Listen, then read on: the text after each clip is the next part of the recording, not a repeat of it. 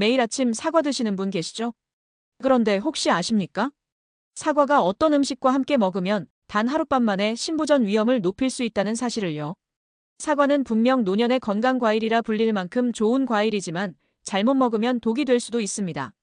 특히 신장 기능이 약해지는 50세 이후엔 사소한 습관 하나가 평생 건강을 좌우할 수 있습니다. 오늘 이 영상에서는 사과를 독으로 만드는 3가지 위험한 습관, 그리고 반대로 사과를 천연 영약으로 바꿔주는 황금 조합과 올바른 섭취법까지 알려드립니다. 끝까지 보시면 사과 하나로도 신장을 지키고 혈압을 낮추고 기억력을 살리는 구체적인 방법을 얻어가실 수 있을 겁니다. 오늘 영상, 여러분의 노년 건강에 큰 전환점이 될 수 있습니다. 사과가 건강에 좋은 건 맞는데 왜 위험할 수 있다는 건가요? 맞습니다. 사과는 비타민, 섬유질, 항산화 물질이 풍부해서 노년의 건강 과일로 불립니다. 실제로 혈압 조절, 소화 개선, 기억력 보호에 좋은 과일이죠. 그런데 50세 이후부터는 상황이 조금 달라집니다. 왜냐하면 신장 기능이 서서히 떨어지기 시작하기 때문이에요. 신장은 몸속 노폐물과 과잉 전해질을 걸러내는 필터 같은 역할을 하는데 나이가 들수록 이 필터가 점점 막히거나 기능이 약해집니다. 사과에는 칼륨이 꽤 많이 들어 있습니다. 젊을 땐 크게 문제되지 않지만 신장이 약해진 분들은 이 칼륨이 몸에 쌓여서 오히려 독이 될 수 있어요. 그 결과 소변에 거품이 생기거나 밤에 자주 깨서 화장실을 가고 아침에 일어나도 개운하지 않고 늘 피곤한 증상이 나타납니다. 즉, 사과 무조건 건강이라는 공식은 절반만 맞는 말이에요. 젊고 건강할 땐 이득이 크지만 시니어분들은 먹는 방법과 조합을 잘못하면 사과가 오히려 신장에 부담을 줄 수 있다는 점을 꼭 기억하셔야 합니다. 시니어에게 특히 더 조심해야 하는 이유가 있나요? 네, 맞습니다. 젊을 때는 간과 신장이 튼튼해서 사과 같은 과일을 아무 때나 먹어도 큰 문제가 없어요. 그런데 60세를 넘어서면 이야기가 달라집니다. 첫째, 신장이 하루에 걸러낼 수 있는 양이 줄어듭니다. 마치 오래된 정수기가 물은 걸러내지만 속도가 느려지고 필터가 금방 막히는 것과 같죠.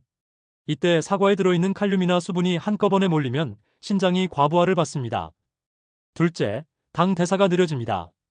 나이가 들면 혈당이 천천히 올라갔다가 천천히 내려오는데, 그래서 저녁 늦게 사과를 드시면 혈당이 밤새 높게 유지돼 숙면을 방해하거나 아침에 피로가 쌓이는 경우가 많습니다. 셋째, 생활 습관의 문제입니다. 실제로 70대 어르신 한 분은 사과는 건강에 좋다는 믿음으로 매일 저녁 고구마랑 사과를 같이 드셨어요. 그런데 2달 뒤 정기검진에서 신장 수치가 나빠지고 밤에 소변 보러 다니느라 잠을 잘 못 주무신다고 하셨죠. 원인은 단순했습니다.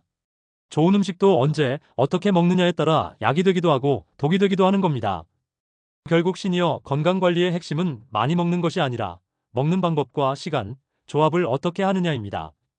사과는 분명 좋은 과일이지만 무조건 많이 먹는다고 좋은 게 아니라는 걸 꼭 기억하셔야 합니다. 사람들이 흔히 하는 잘못된 사과 먹는 습관은 어떤 게 있나요? 대표적으로 3가지가 있습니다. 첫째, 사과와 우유를 함께 먹는 습관입니다. 아침에 사과 한 알과 우유 한 잔을 함께 드시는 분들 정말 많습니다. 소화도 잘 되고 뼈에도 좋다는 믿음 때문이죠. 그런데 실제로는 반대입니다.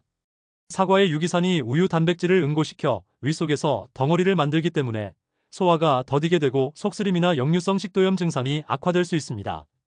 실제로 60대 환자분도 아침마다 사과 우유 조합을 드신 뒤 배가 자주 더부룩하다고 호소하셨습니다. 둘째, 늦은 밤 간식으로 사과를 먹는 경우입니다. 밤 10시, 11시쯤 입이 심심해서 사과를 깎아 드시는 분 많으시죠? 하지만 이 습관이 생각보다 위험합니다. 사과 속 천연 당분이 늦은 밤 혈당을 갑자기 올리고 신장은 밤새 여분의 수분과 전해질을 걸러내느라 과로를 하게 됩니다. 그래서 아침에 피곤하고 소변에 거품이 많아지는 경우도 생기죠. 실제로 인터넷 커뮤니티에도 밤마다 사과를 먹었더니 소변 거품이 늘었다는 글이 적지 않습니다. 셋째, 껍질을 모두 벗겨내는 습관입니다. 많은 분들이 농약 걱정 때문에 사과 껍질을 다 벗기고 드시는데 사실 가장 중요한 성분이 껍질에 몰려 있습니다. 펙틴 같은 수용성 식이섬유, 그리고 퀘르세틴 같은 항산화 물질은 껍질에 집중되어 있거든요. 껍질을 버린다는 건 사과 효능의 절반 이상을 포기하는 셈이죠. 깨끗이 씻고 껍질째 드시는 게 가장 좋은 방법입니다. 정리하자면 좋다고 생각해서 한 습관이 오히려 몸에 부담을 줄 수 있다는 겁니다. 특히 시니어분들은 작은 습관 하나가 신장 건강, 혈당 조절, 소화력에 큰 차이를 만들 수 있으니 꼭 기억해 두셔야 합니다. 그렇다면 사과는 어떻게 먹는 게 좋은가요? 사과는 그냥 과일이 아니라 약처럼 먹는 법이 따로 있습니다. 몇 가지 원칙만 지켜도 효능은 배가 되고 신장과 혈당에 주는 부담은 크게 줄일 수 있습니다. 첫째, 먹는 시간입니다. 아침 공복에 드시는 분들이 많은데 위가 비어 있을 때 과일산이 들어가면 속쓰림이나 위산 역류를 악화시킬 수 있습니다. 그래서 식사 직후나 이른 오후 간식으로 드시는 게 더 안전하고 혈당 관리에도 유리합니다. 실제로 당뇨 전 단계 진단을 받으신 60대 남성 환자분도 아침 공복 사과를 줄이고 점심 후에 드시면서 혈당 변동폭이 줄어든 사례가 있었습니다. 둘째, 껍질째 드셔야 합니다.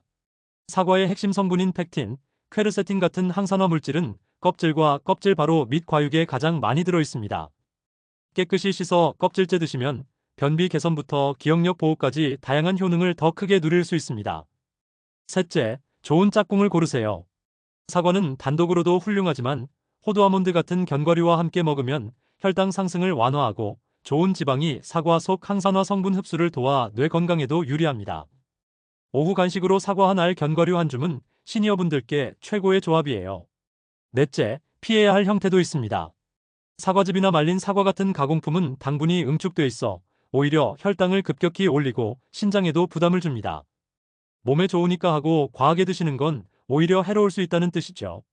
결론적으로 말씀드리면 생으로, 껍질째, 적당량을 지키는 게 가장 안전하고 효과적인 방법입니다. 약처럼, 그리고 내 몸에 맞는 시간과 방식으로 드시는 게 핵심이에요. 사과가 주는 긍정적인 효능은 어떤 게 있나요? 사과는 제대로만 먹으면 정말 시니어 건강을 지켜주는 보약이 됩니다. 먼저 심혈관 건강입니다. 사과 속 펙틴이라는 수용성 섬유질은 나쁜 콜레스테롤 LDL을 줄이고 혈액순환을 원활하게 만들어줍니다. 여기에 폴리페놀 같은 항산화 물질은 혈관벽을 깨끗하게 유지해주죠. 실제로 60대 이상 고혈압 환자분들이 사과를 꾸준히 섭취했을 때 혈압 수치가 평균적으로 안정됐다는 연구 결과도 있습니다. 심장과 혈관이 약해지기 쉬운 시니어에게 큰 도움이 되는 부분입니다. 둘째는 장 건강입니다. 나이가 들면 변비로 고생하시는 분들 정말 많습니다. 사과의 펙틴은 장내 유익균을 늘려 장 환경을 개선하고 노폐물이 원활하게 배출되도록 돕습니다. 그래서 변비 예방뿐 아니라 대장암 위험 감소에도 긍정적인 역할을 합니다. 실제로 유럽의 대규모 조사에서도 매일 사과 하나를 먹는 사람은 대장암 발병 위험이 40% 가까이 줄었다는 결과가 보고됐습니다. 셋째는 면역력 강화입니다. 사과에는 비타민C가 풍부해 감기나 계절성 호흡기 질환을 예방하는 데 도움이 됩니다. 특히 환절기마다 쉽게 기침이나 가래가 생기는 분들에게 사과는 약 같은 역할을 하죠. 마지막으로 뇌 건강과 기억력 보호입니다. 사과 껍질에 많은 퀘르세틴 성분은 뇌세포를 산화 스트레스에서 지켜 치매나 알츠하이머 예방에도 효과가 있습니다.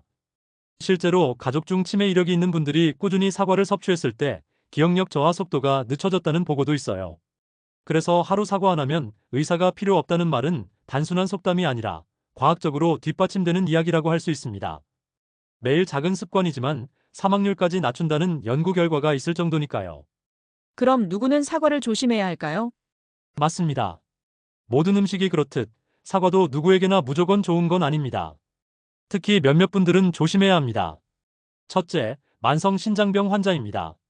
사과에는 칼륨이 풍부한데 신장이 제 역할을 하지 못하면 칼륨이 몸속에 쌓입니다.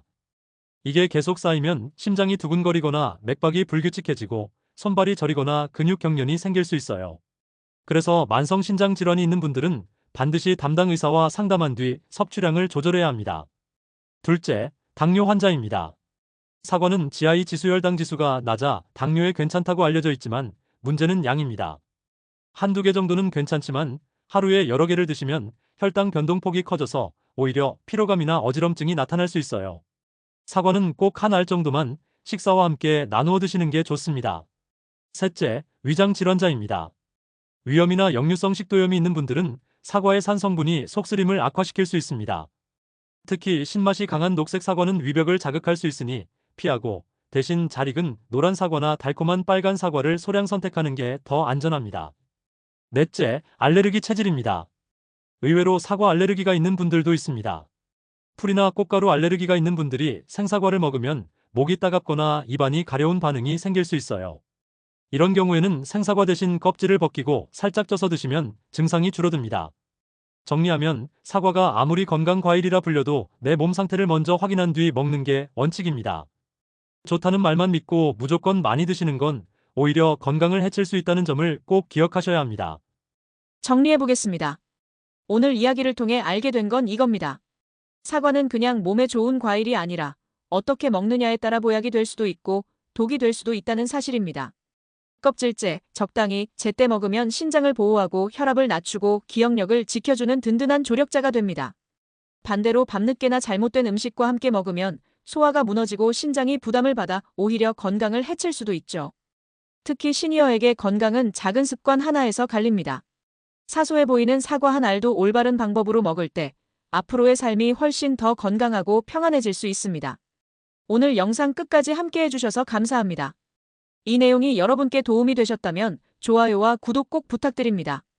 앞으로도 시니어분들께 꼭 필요한 건강 정보를 알기 쉽게 전해드리겠습니다.